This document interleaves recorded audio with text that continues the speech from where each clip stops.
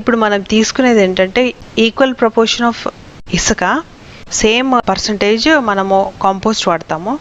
ఈ రెండు బాగా కలిపేసేయాలన్నమాట. ఈ రెండు కలిపిన తర్వాత ఎప్సమ్ సాల్ట్ వాడాలన్నమాట. ఎప్సమ్ సాల్ట్ మనం ఇప్పుడు ఈ మోతాదు తీసుకున్నాం కదా, ఇసుక ఇంకా కంపోస్ట్, దీంట్లో నేను 1 స్పూన్ ఎప్సమ్ సాల్ట్ వాడుతున్నాను.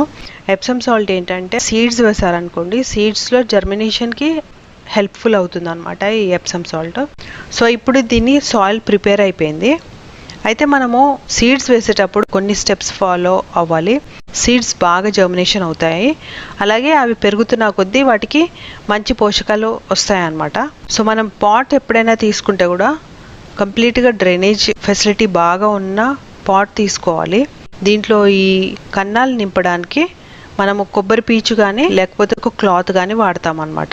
కోకోనట్ షెల్స్ ఉంటాయి కదా, కొబ్బరి చిప్పలు ఉంటాయి కదా, కొబ్బరి చిప్పలు రివర్స్లో పెట్టుకోవాలన్నమాట.